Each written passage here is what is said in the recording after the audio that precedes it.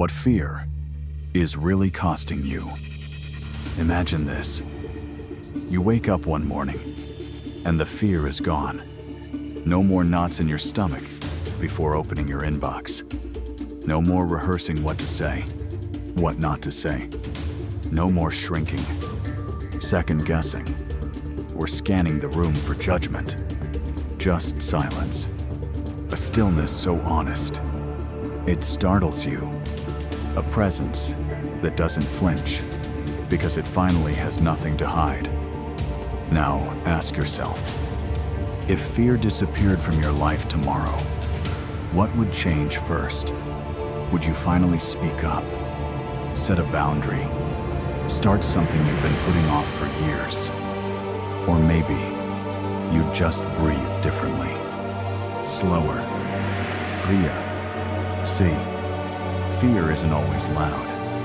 It doesn't need to scream to control you. Sometimes, it just whispers, softly enough that you mistake it for your own voice. Play it safe. Don't make a scene. Later, maybe. But behind those whispers is a prison you forgot you built. No bars, no locks, just rules you never questioned. And the worst part, you learn to decorate it. Call it being realistic. Call it being responsible. But it's fear wearing 1,000 disguises. And here's the truth. Most people never say out loud, we don't live our lives. We live our defense. We micromanage impressions. We obey invisible rules. We avoid not just danger, but possibility. Why? Because deep down, we've made a kid deal. I'll trade freedom for safety. But what if that deal was a lie? What if fear wasn't keeping you safe but small? In this video, we're not just going to talk about fear. We're going to break it down, from the biology that created it, to the psychology that feeds it, to the culture that profits from it, and the philosophy that can free you from it. Because if you're going to be free, you first need to understand what's been keeping you caged. Because once you see the cage, you can't unsee it. Let's begin. The true nature of fear. It's not what you think. Fear feels like it comes from the outside. The dark alley, the angry voice, the unexpected change. But in truth, fear is manufactured inside. With precision, with chemistry, with programming. At the center of it all is the amygdala, a tiny almond-shaped structure buried deep in your brain. Its job is simple: detect threats. Its method, not so simple. It doesn't ask, is this rational? It asks, have we seen this before? Was it painful? And then it fires. Fast, blunt, crude. Your heartbeat spikes. Your breathing shortens. Your body prepares to fight, flee, or freeze. But here's the twist. The amygdala doesn't just respond to physical danger, to your brain. A breakup, a bad review, or an awkward silence feel like the same kind of threat as a predator. Because to your brain, uncertainty equals death. We suffer more often in imagination than in reality. Seneca, he wasn't being poetic. He was describing the fear loop, the cycle that begins in the amygdala, but gets amplified by the prefrontal cortex, the part of your brain responsible for meaning making. Here's how it works. Something happens. A message is sent to the amygdala threat. The amygdala says, maybe. Your prefrontal cortex says, let's assume the worst. And from there, you don't just react to an event. You react to your interpretation of that event. It's not the meeting you fear. It's the idea that you'll be exposed.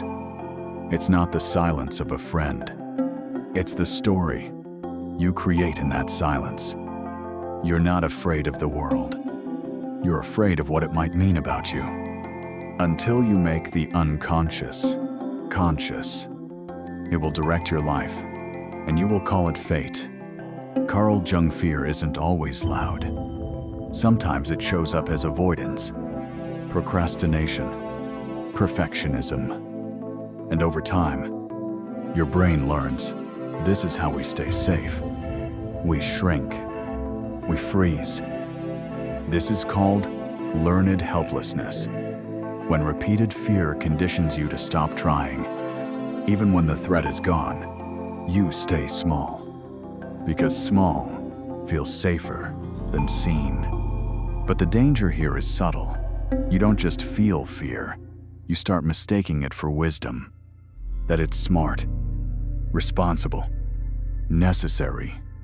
You don't challenge it. You build a life around it. Avoid that conversation. Don't ask for more. Stay invisible.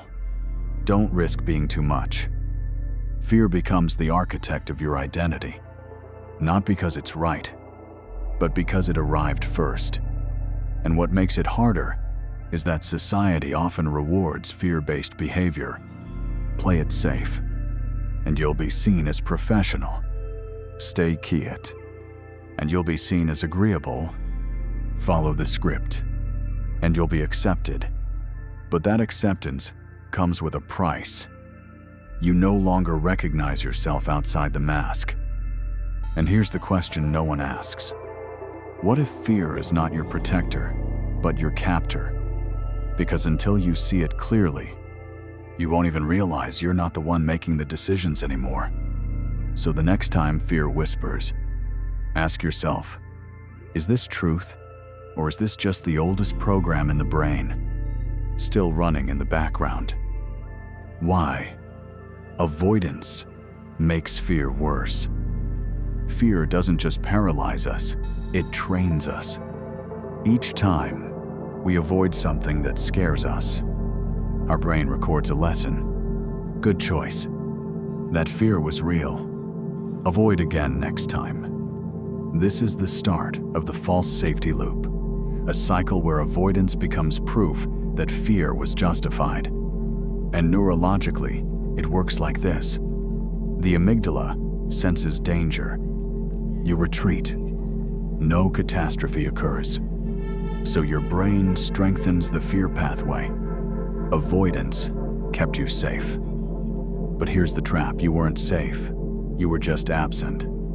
You didn't survive a threat. You surrendered to a signal. Avoidance doesn't shield you. It shields the fear from challenge. It feeds it, reinforces it, until the signal gets louder, broader, more sensitive. Soon, it's not just public speaking. It's speaking up at all.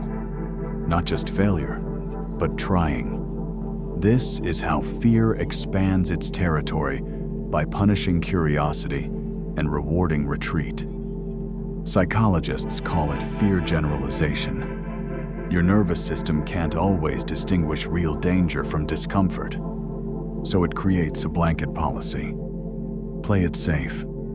Stay small. But staying small doesn't mean you're safe. It means you're shrinking. Let's break it down with a simple model, the comfort zone familiar, predictable, low stakes. The growth zone uncertain, unfamiliar, but full of learning. The panic zone, overwhelming, paralyzing, where your system short circuits. Now, here's the paradox. To expand your comfort zone, you have to regularly step into your growth zone. But if you always retreat at the edge, your comfort zone begins to contract. The world doesn't get scarier.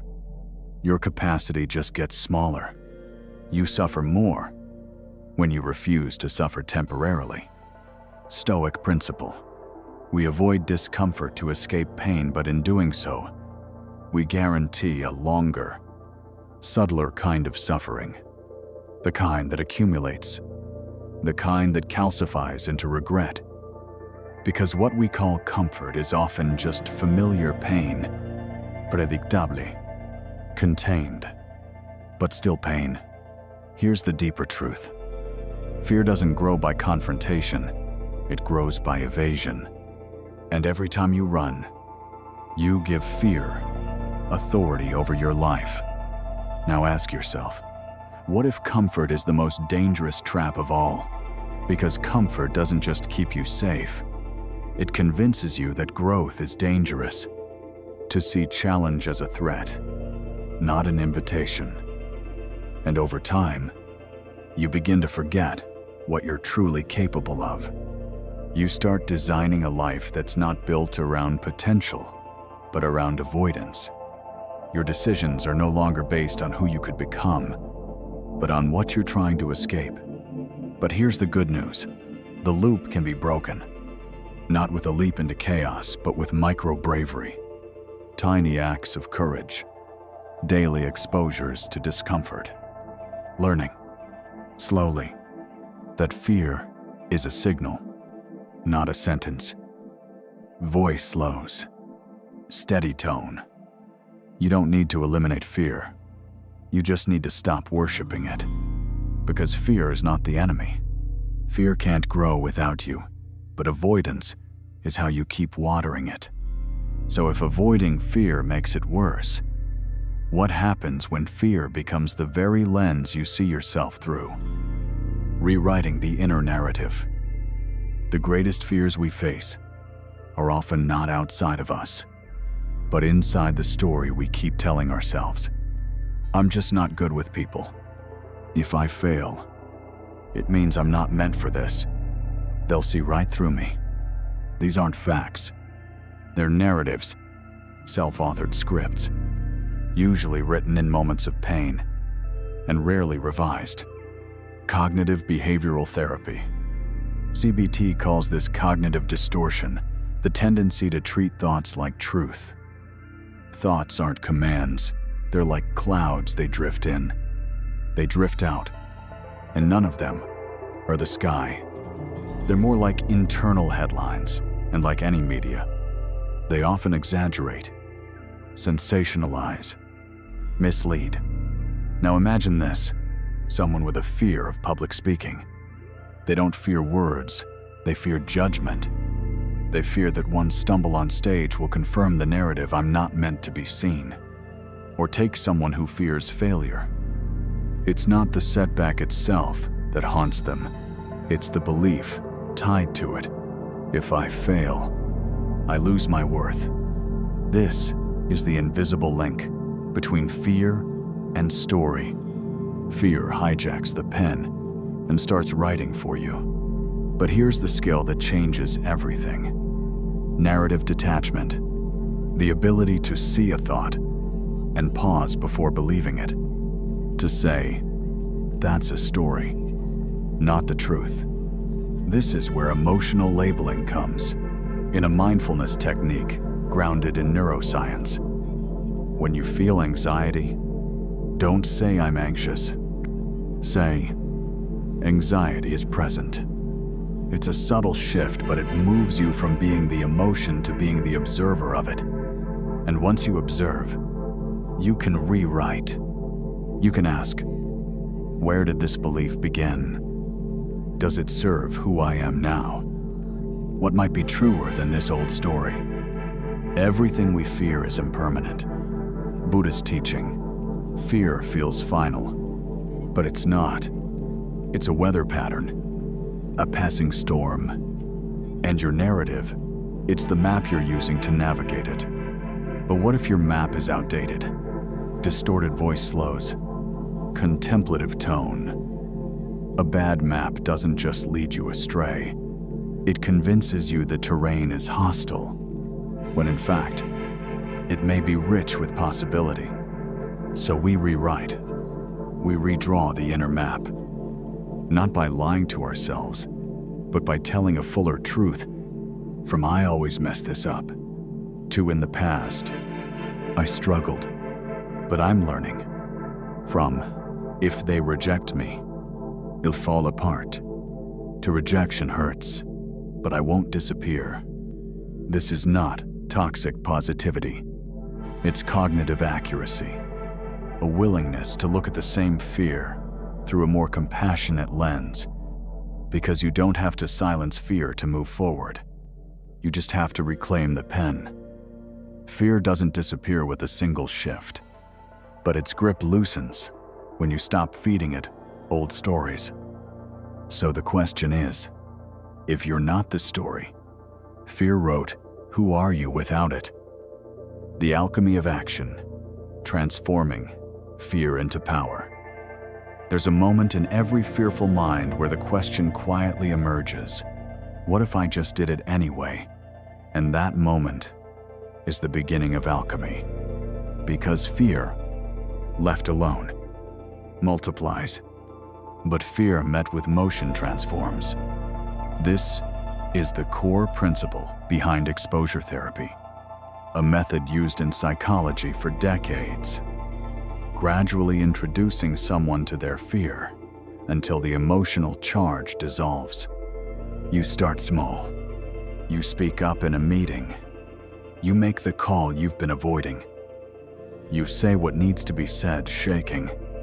Maybe, but saying it anyway. These acts don't erase fear. They re-educate the nervous system. Each time you act while afraid, you're teaching your brain, this didn't destroy me. And that rewires your perception of reality.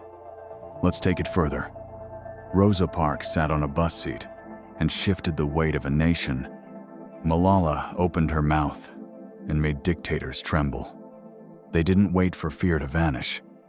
They acted through it. And their action didn't just make them courageous, it made fear irrelevant. But here's where it gets even more powerful. You don't need a world-shifting moment to start building real courage.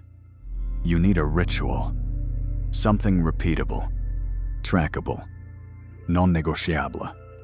The daily courage ritual, one act, every day, that nudges you just beyond the edge of comfort. Start a difficult conversation. Publish a piece of writing. Say no when you'd usually say yes. Ask for something you'd normally avoid. It doesn't have to be grand. It has to be real. This is how you create what I call fear momentum. Fear momentum is what happens when each courageous act generates inertia, so the next one feels slightly easier. You begin to build a new identity. I am someone who does hard things. Not because you're fearless, but because you no longer believe fear's warnings. And here's the deeper truth. Courage is not something you find. It's something you build. Like muscle, like skill, like trust. It's not a trait some people are born with. It's a consequence of consistent decisions. Neuroscience backs this up.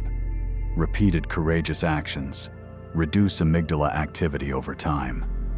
Your brain stops sounding the alarm because it begins to believe you're safe, even when doing scary things. So every act of courage isn't just psychological, it's biological transformation. And here's what separates action from reaction intention. Courage without reflection can become recklessness. Boldness without clarity can become ego. That's why your action must be conscious, directed, rooted in your deeper why. Ask yourself, what fear am I tired of obeying? What would my life look like if that fear lost its grip? What am I willing to do today to test its power? This reframes fear from a blockade into a training ground, and each action becomes alchemical, transmuting resistance into resilience. But remember, this is not about becoming fearless. It's about becoming fear-wise. Wise enough to know that courage doesn't come before action, it follows it. Just like fire needs friction, strength needs pressure, and courage, it needs you to move. But action alone isn't enough, because without awareness, You might just be running in fear faster. Radical acceptance. Becoming fearless by embracing fear. Here's the paradox no one tells you. To become fearless, you must stop trying to escape fear. Because the more you resist it, the more control it gains. Fear grows in the shadows of avoidance. What you run from eventually runs you. But what if just for a moment you stopped running? What if you turned toward it? This is where ancient wisdom and modern neuroscience finally agree. You've heard of mindfulness. For centuries, it sounded like poetry, something monks whispered on mountaintops. But now, it's studied in neuroscience labs, and the results are clear. Trying to eliminate fear deepens it, but witnessing fear, acknowledging it, allowing it to move through you, that changes everything. Fearlessness isn't about banishing fear. It's about your posture when it shows up. You feel the tension, the quick breath, the urge to run, and still, you stay. You breathe. You create space. As Rumi wrote, the wound is the place where the light enters. As Thich Nhat Hanh taught, feelings come and go like clouds in a windy sky. Conscious breathing is my anchor. So no, you don't fight fear. You witness it, and you don't collapse. Let's make that real. Use the 3A model: acknowledge, allow, act. First, acknowledge. Name the fear. I'm afraid of being seen. I'm afraid of failing. I'm afraid of not being enough. Research shows labeling an emotion reduces its intensity. The brain shifts from survival to observation. Second, allow. Let fear exist. Don't push it away. Don't numb it. Don't shame yourself for it. Let it sit with you like a child having a nightmare. Gently, patiently, with compassion. Third act. Not because fear is gone, but because clarity is stronger. This is what courage really is. The Buddha knew this. When Mara, the demon of fear, appeared under the Bodhi tree, the Buddha didn't fight. He said, "I see you," then invited him to tea. That wasn't weakness. That was command. Fear didn't vanish, but it lost its throne. That story isn't just metaphor. It's a neurological model. When you include fear and awareness, it changes shape. It becomes just another wave. And here's the deeper truth: waves will come. But you are the stillness they can never touch. You are the stillness that holds it all. Fear rises. Fear falls.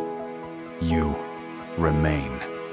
So the goal isn't to stop the waves, but to learn to ride them. And what does that take? Presence, balance, rhythm, breath. This isn't spiritual fluff. It's emotional physics. And it rewires everything. Because when fear is no longer your enemy, it stops steering your life. You let it knock. You open the door.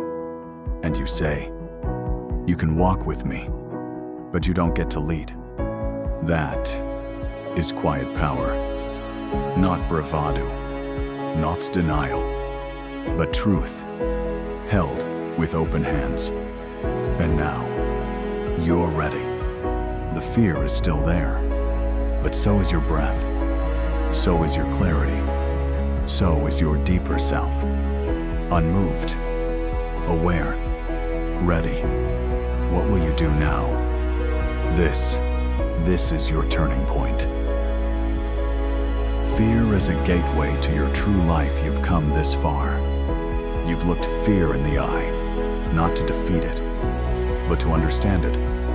And now, you face the only question that matters. If not now, when? If not you, who? Because life isn't waiting. It never was. Fear wants you to believe you need more time to prepare, to be perfect, to be ready. But readiness is a myth. No one feels ready before a real breakthrough. You step, and then the path appears. So, here's the challenge today. Name one fear, just one, and take one honest step through it. Not a giant leap, just a crack in the door. Maybe it's a conversation you've been avoiding, a decision you've postponed, a version of yourself you've buried for too long.